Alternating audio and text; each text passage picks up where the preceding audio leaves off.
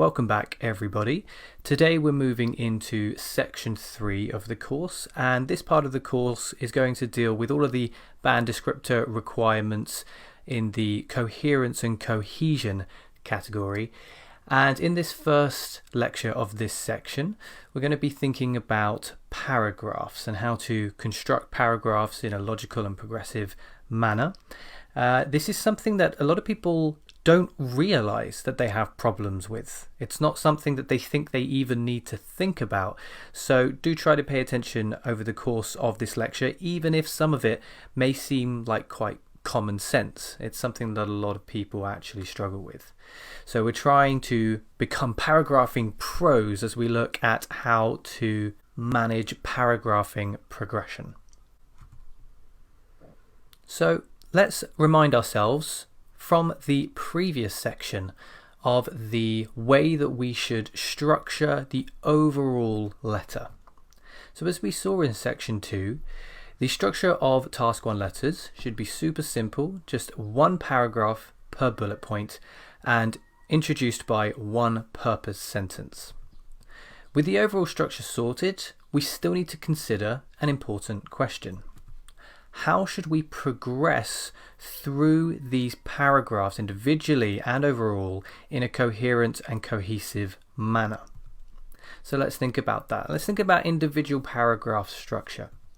Have a look at these two paragraphs and decide for yourself which one is better, and also think to yourself why one might be better. Let's have a look at the first one. When I saw the photos, they brought me fond memories. I'd like to thank you for all the support and attention you gave me while I was in Paris for holiday. Things like that are priceless, and all I can give you is my gratitude. Although the weather was freezing cold, we had enjoyable moments together. And the second paragraph. The photos you sent arrived the other day, and I have to say they're absolutely brilliant. I still can't believe how much snow there was. I look silly without a coat, but I hardly noticed the cold with all the fun we were having. They also really reminded me how generous you were with your hospitality and support, and for that I can't thank you enough. So both of these paragraphs are communicating the same message, that of gratitude for a friend allowing us to stay with them on holiday and for the photos that they've sent. But which paragraph do you think is better, particularly in terms of the way that it progresses? Think about that, think about why you're making your choice, and then we will have a look at the right answer. Okay, so I have selected the second paragraph as the better paragraph. And why might that be? Let's have a look at this in a bit more detail. Let's start by looking at the worst paragraph. Okay, so let's have a look at that problematic paragraph again and consider why it might lose marks for coherence and cohesion. Here are all the sentences, and here are some notes that I've made.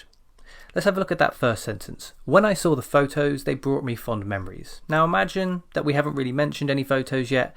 If that were the case, this would be a very abrupt opening. And even if we had mentioned the photos, this still might feel a little bit abrupt, a little bit sudden. Now, second sentence. I'd like to thank you for all the support and attention you gave me while I was in Paris for holiday. Where's the link here? There's no real link mentioned between the first and second sentences. We may want to thank this person in this paragraph as well as thank them for the photos, but there's no sense of link between these two ideas. And immediately there's this discordancy between the ideas that we're trying to put across, and that can really mess with the reader's progression. They're a little bit confused already. Notice that the second sentence doesn't mention photos at all, and notice that the first sentence doesn't mention a holiday at all.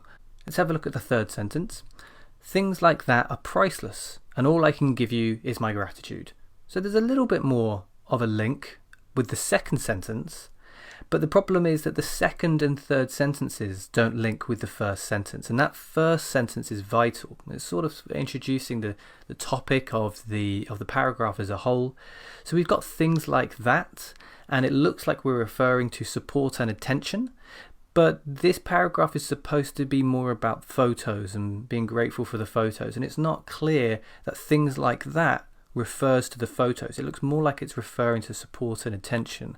So there's again this lack of a link that binds all of the sentences together with a clear theme. The fourth sentence also has very weak links with the other sentences. Although the weather was freezing cold, we had enjoyable moments together. This just sounds very strange. It sounds like an isolated sentence. It doesn't seem to progress very logically from the previous sentence. It doesn't seem to fit in with a particular theme. We could still talk about it being cold in Paris, but the way that it's being done here, maybe I'm hoping that you can look at this yourself and you can just realize that it almost doesn't fit in with the theme of the paragraph, with the community of sentences, so to speak. So you can see that it's not very cohesive. So there's little sense of progression throughout as a result of all of these sentences that don't really have close links with one another. There's no link between, or there's rarely a link between the preceding sentence and the following sentence and the sentence in question itself. So let's move on from here and look at why the better paragraph succeeds. So the improved paragraph you can see here, and again we're going to have a look at some notes.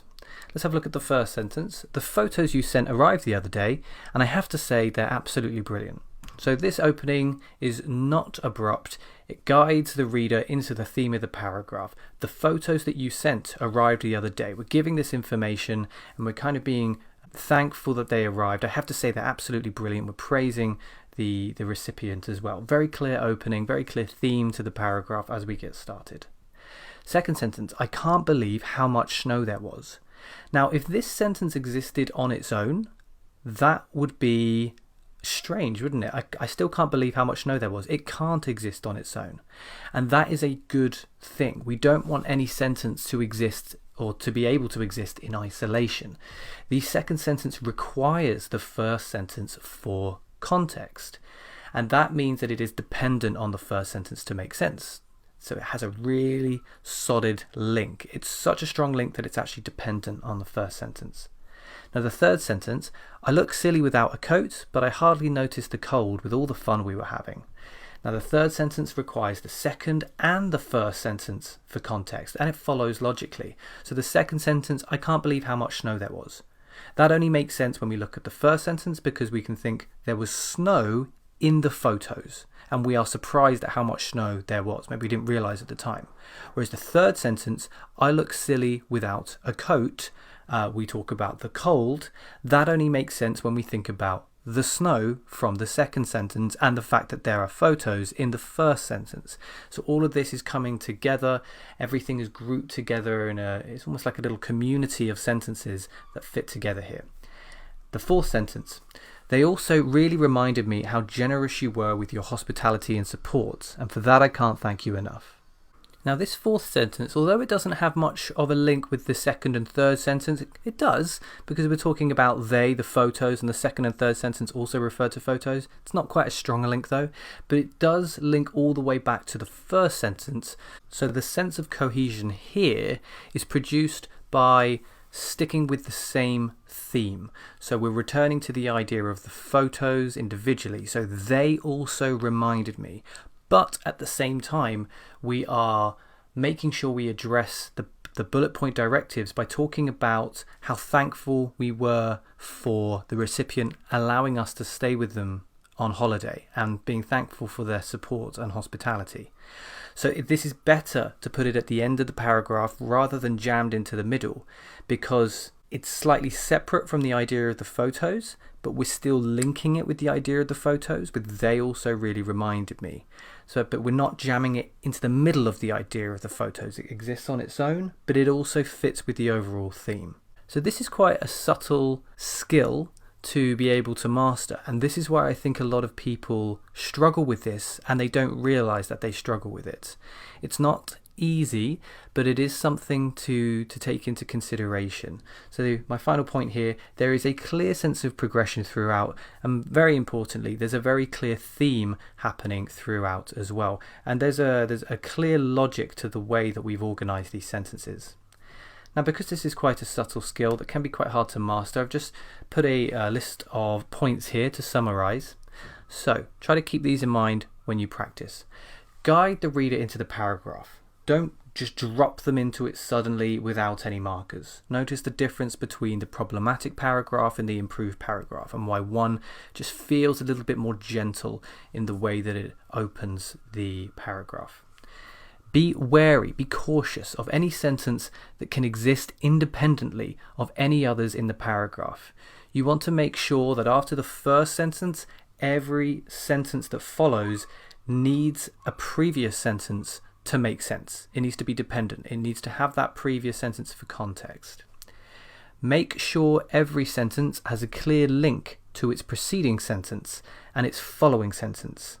So there needs to be a link not only with that earlier sentence that came before, but also the one that comes after as well. So there's a nice chain of reasoning. Make sure each sentence has a clear and obvious link to the overall paragraph theme. So for instance, earlier in the improved paragraph, every sentence had a clear link to the photos that we were sent, whereas in the problematic paragraph, a couple of those sentences, they didn't seem to mention the photos at all, so they kind of separated themselves from the overall paragraph theme.